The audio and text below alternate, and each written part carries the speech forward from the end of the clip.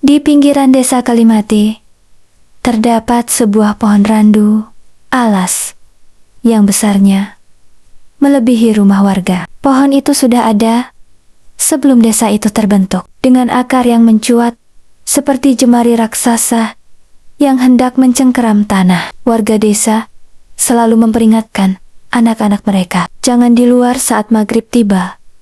Langit yang berubah warna menjadi jingga kemerahan dianggap sebagai tanda bahaya. Saat batas antara dunia nyata dan gaib menipis. Dika, seorang anak laki-laki berusia 7 tahun, sering merasa kesepian di rumahnya yang sunyi. Ayahnya sibuk bekerja di kota, sementara ibunya seringkali terlalu lelah untuk sekadar mengajaknya bermain atau mengobrol. Sore itu, suasana rumah terasa lebih menyesakkan dari biasanya. Kedua orang tuanya bertengkar hebat tentang masalah uang. Dika berlari keluar rumah lewat pintu belakang. Air mata membasahi pipinya yang mungil.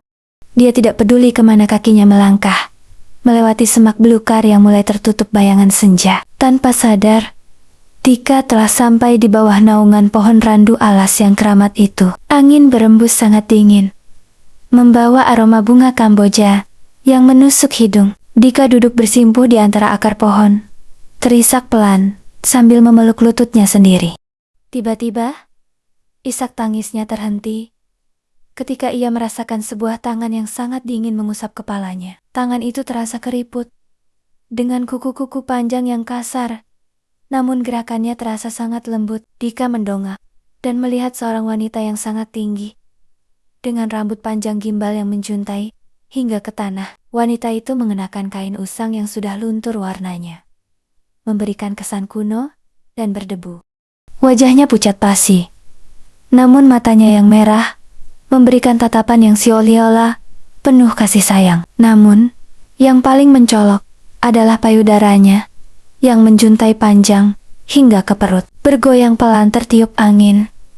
"Jangan menangis, Cah Bagus," bisik wanita itu dengan suara yang berat dan parau seperti gesekan kayu kering. Dika merasa takut, namun rasa sepinya membuat ia tidak mencoba untuk lari dari dekapan sosok itu.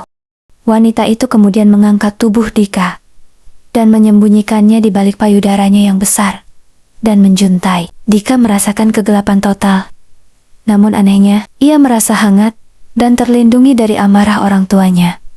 Di desa, kepanikan mulai pecah saat hari benar-benar gelap dan Dika belum juga pulang ke rumah. Ibunya berteriak memanggil nama Dika, berlari ke sana kemari, mencari di setiap sudut halaman dan kebun.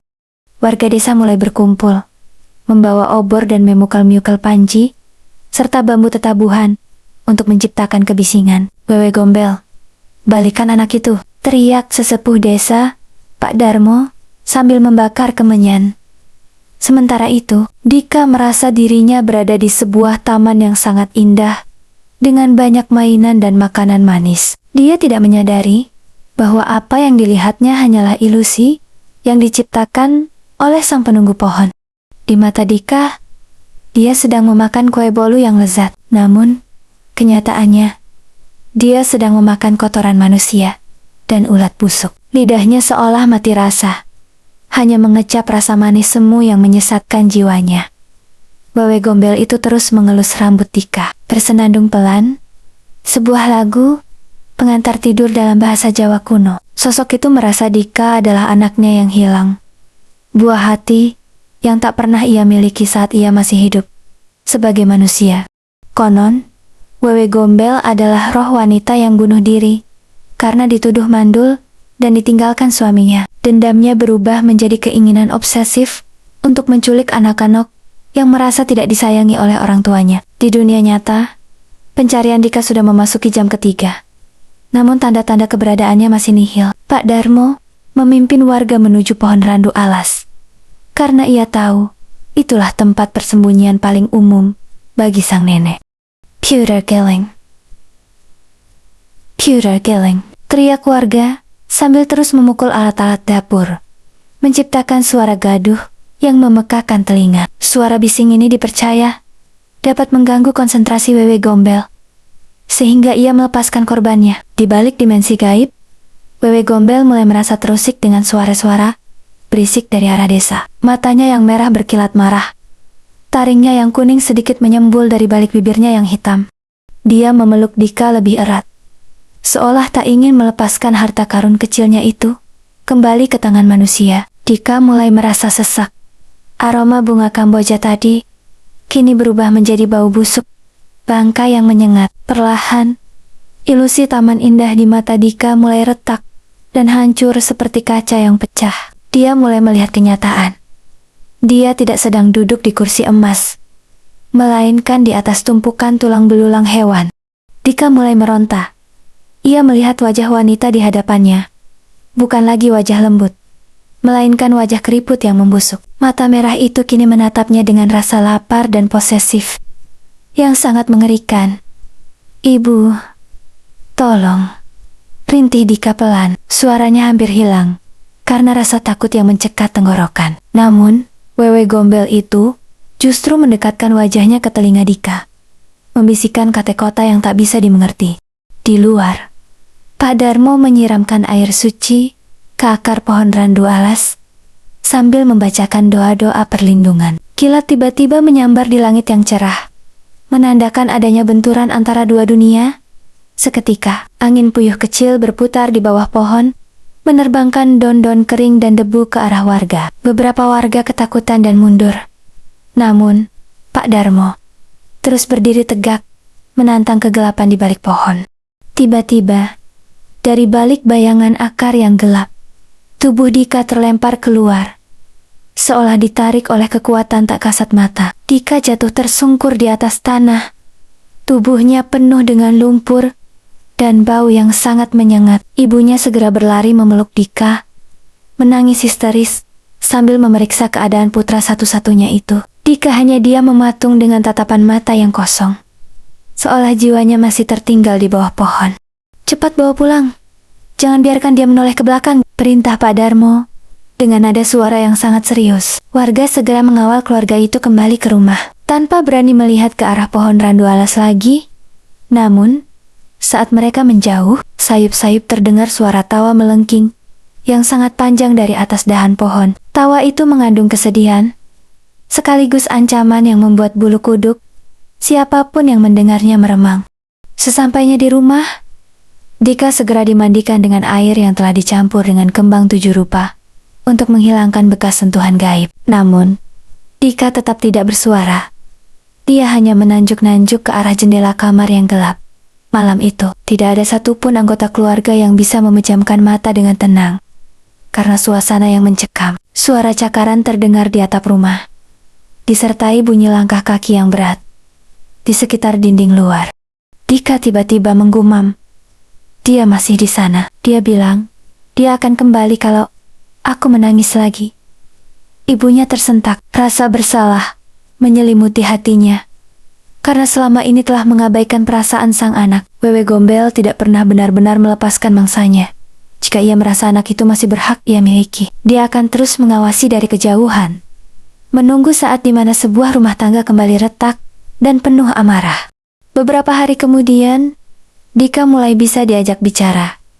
Namun sifatnya berubah menjadi sangat pendiam dan takut kegelapan. Dia sering ditemukan sedang menatap pohon randu alas dari kejauhan, dengan tatapan yang sulit diartikan. Setiap kali maghrib tiba, warga desa sekarang lebih waspada dan memastikan tidak ada anak yang masih berada di luar. Mereka tahu bahwa di bawah pohon randu alas itu ada sesuatu yang selalu mengintai dengan payudara yang menjuntai.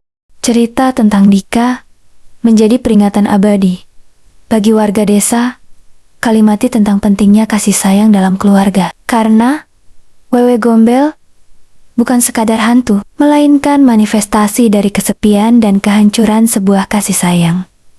Pohon randu alas itu tetap berdiri kokoh. Meski beberapa kali warga mencoba untuk menebangnya, namun selalu gagal secara misterius. Kapak yang patah atau gergaji yang tiba-tiba tumpul menjadi alasan pohon itu tetap dibiarkan tumbuh. Beberapa orang mengaku masih sering melihat sosok wanita tinggi berdiri di dahan tertinggi saat bulan purnama tiba. Dia berdiri di sana, menatap ke arah perkampungan, mencari suara tangisan anak-anak yang terlupakan Kadang, ia meninggalkan jejak berupa bau busuk di depan pintu rumah warga, yang sering terjadi pertengkaran hebat. Itu adalah tanda peringatan bahwa dia sedang menunggu kesempatan untuk menyelamatkan anak di rumah itu. Dika kini tumbuh dewasa, namun trauma masa kecilnya tidak pernah benar-benar hilang dari ingatannya. Dia selalu merasa ada sepasang mata merah yang memperhatikannya setiap kali dia berjalan sendirian di waktu senja. Bahkan setelah bertahun-tahun berlalu, bau bunga Kamboja seringkali muncul secara tiba-tiba di kamarnya tanpa alasan yang jelas. Dia tahu ibu dari dunia lain itu masih merindukannya dan menantinya untuk kembali ke pelukannya yang dingin. Legenda Wewe Gombel pun terus hidup. Diceritakan Turen Temuran sebagai pengingat akan batas antara kasih dan obsesi. Di desa-desa lain, sosok ini dikenal dengan nama yang berbeda, namun dengan tujuan yang tetap sama. Jangan biarkan anakmu menangis di waktu senja, karena di luar sana ada yang siap memberikan pelukan palsu, pelukan yang tidak akan pernah melepaskanmu, membawa jiwamu ke dalam kegelapan yang tak berujung selamanya. Malam semakin larut di Kalimati, dan suara burung hantu mulai bersahutan di sekitar pohon randu alas yang tua. Bayangan besar seolah bergerak di balik dedaunan, menari-nari mengikuti irama angin malam yang menusuk tulang. Wewe Gombel tetap di sana, abadi dalam dendam dan kasih sayangnya yang menyimpang, menunggu mangsa berikutnya. Dia adalah bagian dari kegelapan yang tak tersentuh, hantu yang lahir dari luka hati yang tak pernah sembuh.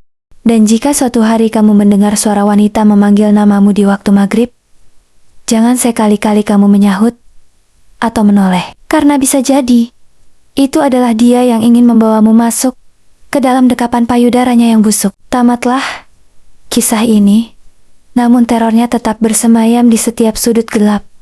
Rumerama yang kehilangan kehangatannya. Waspadalah, karena senja akan selalu datang, dan dia akan selalu ada di sana, menunggu di balik bayangan.